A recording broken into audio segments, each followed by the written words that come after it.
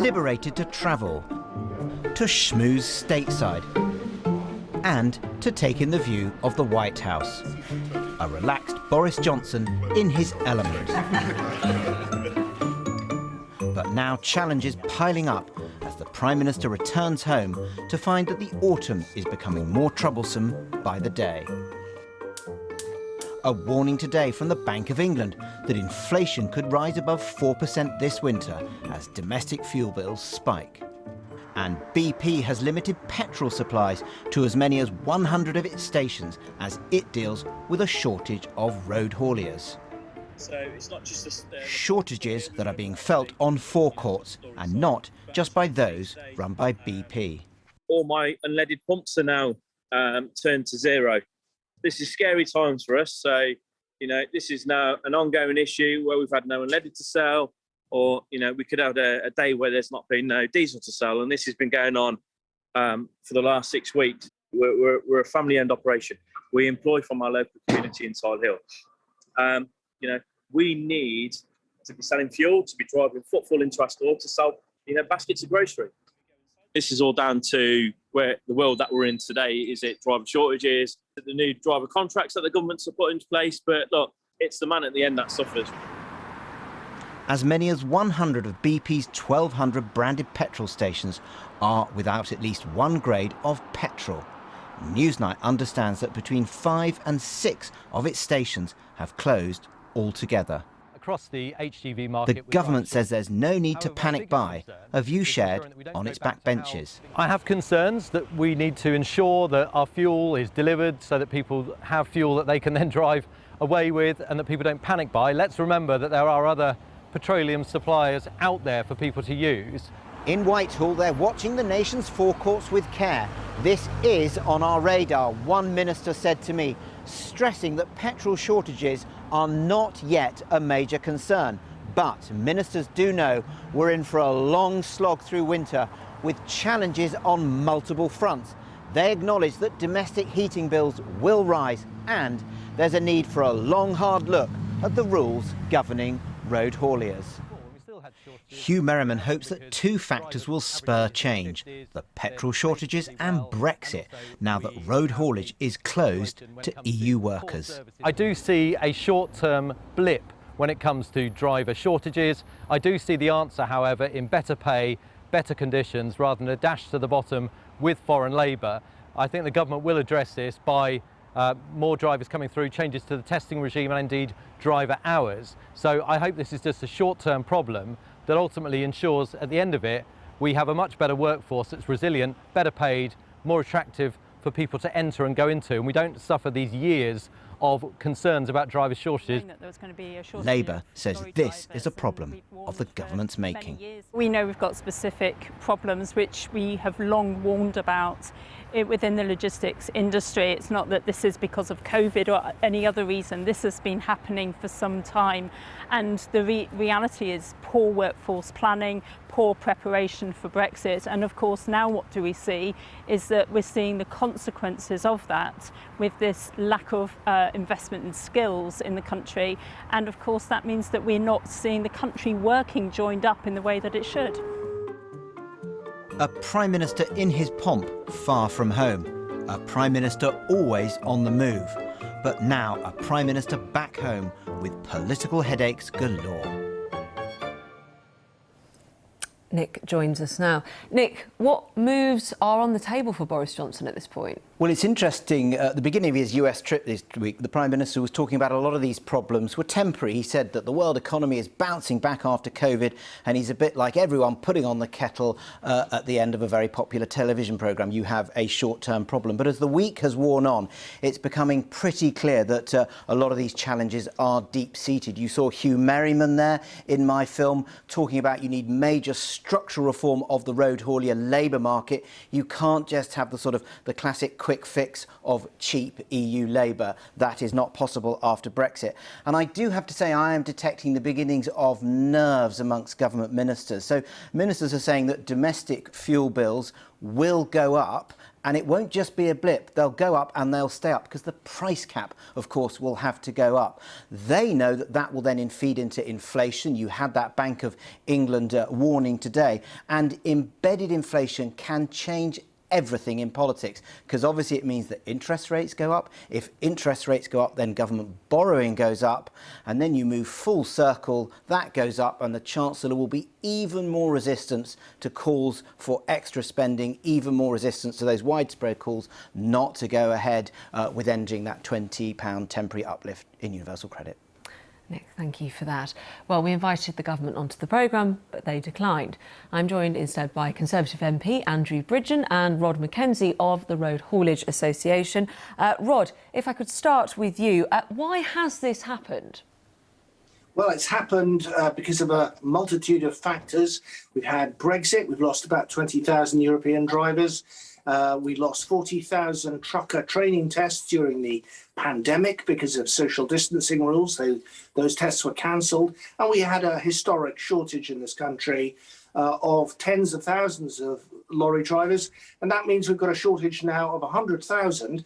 And when you think that everything we get in Britain comes on the back of a lorry, whether it's fuel or food or clothes or whatever it is, at some point, if there are no drivers to drive those trucks, the trucks aren't moving, we're not getting our stuff. How is the situation then this evening? Because, of course, you know, this is something that people can really understand now. It's hopefully going to be temporary, but when they can't get fuel, they can't get fuel. Well, I don't think we're talking about, absolutely no fuel or food or anything like that. People shouldn't panic buy food or fuel or anything else. That's not what this is about. This is about stockouts. It's about shortages. It's about a normal supply chain being disrupted. And Newsnight was the first TV programme to highlight this back in the summer when they talked about the lorry driver shortage. The government could have listened then and acted then, and they haven't. And that's why we've had a sort of government by inertia here where it's got gradually worse. Well, let me bring in Andrew Bridgen at that point. Government by inertia, 100,000 shortage here for drivers that we need. And there's reports in the Times, we understand, that the government is looking at bringing in the army if it's necessary. But with this, why hasn't the government sorted this out in good time?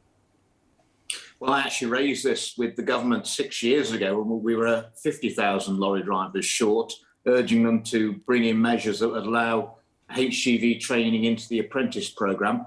The government actually did that 3 months ago. It was when we were 100,000 lorry drivers short. We've got an endemic problem of retention and recruitment into the haulage industry in the UK. The average lorry driver is normally a man and he's well in his 50s. We're not attracting young people into an industry.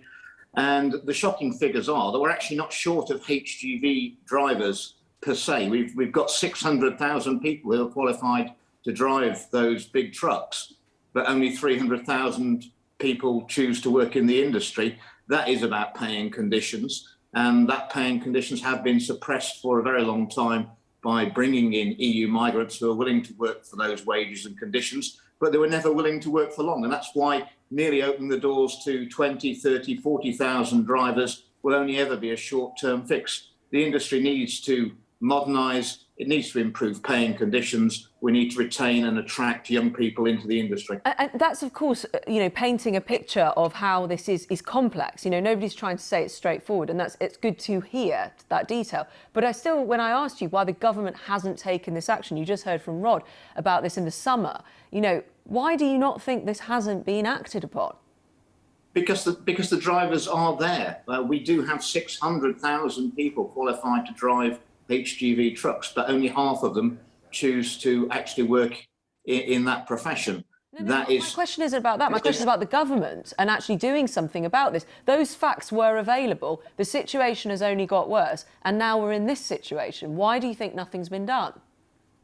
Well, the employers can increase pay and working conditions, and they will attract more of the 300,000 people who could be driving trucks but choose not to return to the industry and play their part.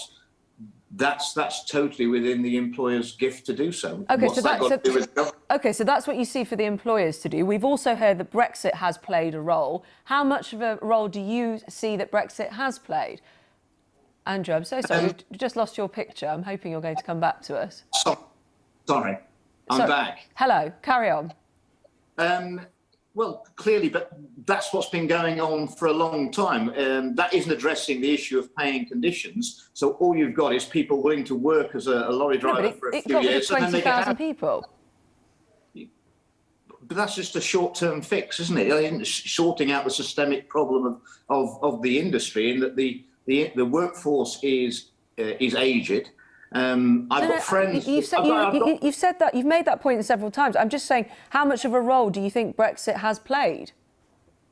Well, clearly the game's changed, and any employer would have known that when we voted to end free movement, that whether you're in haulage or in care homes, that changes the equation of how you've got to value your staff. And this is very much part of the levelling up agenda. We've got to move. I know it's about moving forward and being where we are now, but it's also about planning, about who you allow to still continue to work and be on those lists. Rod, let me bring you back in on that, because what do you want now? Of course, let's come to the point that Andrew was making about employers and wages, but with regards to what you want from government, what's that? Well, we've asked for a short-term measure, which is very short-term, to allow drivers onto the shortage occupation list and to look at seasonal visas for overseas drivers, not European necessarily, but foreign drivers. That is very short-term. We do need to, I agree with Andrew, attract a new generation of Brits into the industry, but we need to make it easier for them, and we need to make the industry more attractive. And pay and conditions have moved and are moving, and that's a good thing. But there's a range of other issues, like motorway service stations. I was going to say, don't you need to hurry that bit up, to Andrew's point, and actually make it more appealing? Well, absolutely, but there are things we can control and things we can't control. We can control pay and conditions, but we can't control motorway service areas. Women are put off coming into the business of being a lorry driver because the loo facilities are appalling. Washing facilities are appalling. Safe truck parking is almost non-existent. It's rife with crime if you park up at night. Your truck can be broken into, you can be threatened. It's a really tough job being a lorry driver. They are heroes, but we don't treat them like heroes. And as a nation, we need to start doing that. And that's the way of attracting a new generation of Brits back into this great industry on which we all rely. Andrew, can I just bring your attention to something else, but it will fit in a bit to this picture that as we look ahead into the winter and the spending review. A lot of talk about the universal credit cut next month. Andrew Bridgen, should the government go ahead with it against this winter backdrop that we're talking about? Well, we're heading to a time of inflation. All governments around the world have printed a lot of money, created a lot of money during the COVID pandemic. That is chasing finite assets, so prices are rising. I've said on the record that I thought it was morally and politically wrong to take away that £20 at a time of high inflation, which we're probably going to have for a couple of years. I think the government will take steps, probably doing something considerable on the taper to mitigate the loss of the £20 and offer clear encouragement for people on UC to be able to earn a little bit more money and keep more of it themselves when they do so. The government's got to do something, and we can't balance the books of the country off the backs of the poorest in our society. That's morally wrong. Andrew Bridgen, thank you very much, and to Rod Mackenzie there.